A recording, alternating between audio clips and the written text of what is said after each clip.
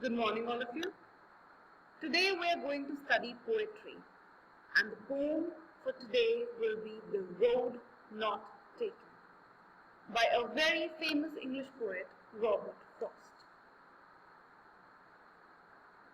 Children, have you ever faced a dilemma in your life, a confusion while making a life-altering decision?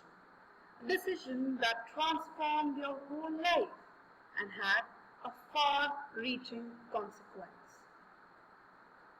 Whether to take left or to take right, whether to choose A or to go with B. Do you think our choices change our lives? Can you enlist few choices? For like education, the course we opt for, the language we choose in 9th standard, or the career path, whether to become an MBA or to become CA.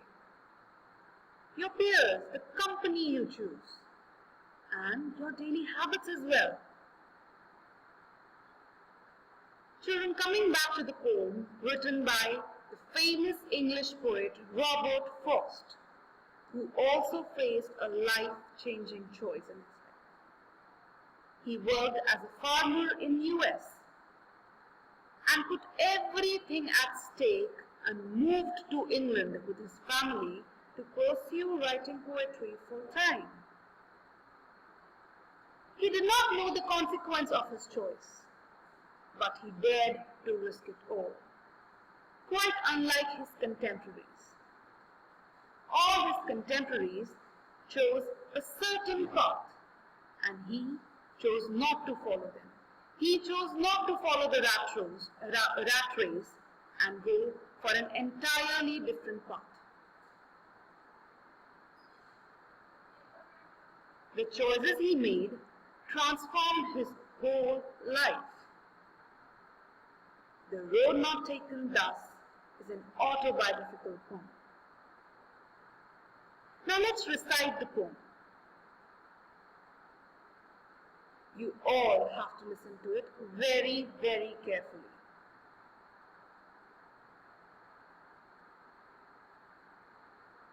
The Road Not Taken by Robert Frost.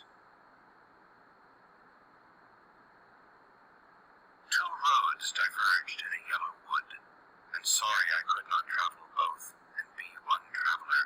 Long I stood, and looked down one as far as I could, to where it bent in the undergrowth. Then took the other, as just as fair, and having perhaps the better claim, because it was grassy and wanted wear, though as for that, the passing there had warned them really about the same. And both that morning equally lay, in leaves no step had trodden black. Oh, I kept the first for another day, yet knowing how way leads on to way, I doubted if I should ever come back. I shall be telling this with a sigh, somewhere ages and ages hence. Two roads diverged in a wood, and I took the one less traveled by, and that has made all the difference. Children, now that you have listened to the poem recitation, now it is the turn for paraphrasing. You must also understand the meaning. Stanza 1. Two roads diverged in a yellow wood. Yellow wood means a forest which was yellow in color. The color yellow could be because of the autumn season. There were two roads in front of the poet, as you can see in the picture. The man is standing at a point from where he can see a fork, a diversion, a split, and he has the option of choosing either of the two roads. And obviously, as he was a traveler, he could not travel both. As he was a traveler, he had to be very, very careful. So he stood at that point for a big duration and looked down one as far as I could. So the first road, he looked as far as I could to assume what was there, what will be the way about, how will he go about it. And he could see that after a certain distance there was a bend. The road was bending, the road was turning, and there was also an undergrowth. Stanza 2.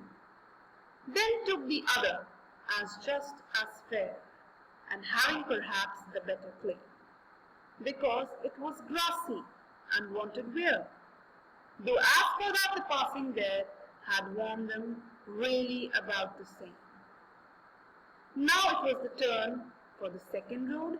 He wanted to consider the second road equally. Okay? And that is why, to give it a fair consideration, he also examined the second road. And having perhaps the better claim, the second road appealed a little more to the poet. It amused the poet more because it was grassy and it wanted wear. Poet felt that the road wanted exploration. It wanted somebody to explore it. Though for that particular point, the passing there, that particular point where he was standing and looking at both the roads, he saw that that point was worn about, was used by most of the people, that many of his contemporaries stood at the very same point where they had to make a choice whether to choose the first road, which was less grassy, and the second road, which was more grassy. As you can see in the picture, there is a man who is examining the two roads, who is contemplating, who is deep in his thoughts. Now, stanza 3. And both that morning equally lay in leaves, no step had trodden black. Oh, I kept the first for another day, yet knowing how way leads on to way, I doubted if I should ever come back. Now on that particular morning, there was nobody, no step that had put its foot across on any of the two roads. He would be the first one to take a decision in his time on that particular day. And what decision did he make? He kept the first road, the one which was less grassy, for another day. And he thought that probably, I'll choose the second road now and keep the first one for some other day. Though there was some kind of apprehension in his mind because neither of the two roads guaranteed success. He did not know what was there, what awaited him.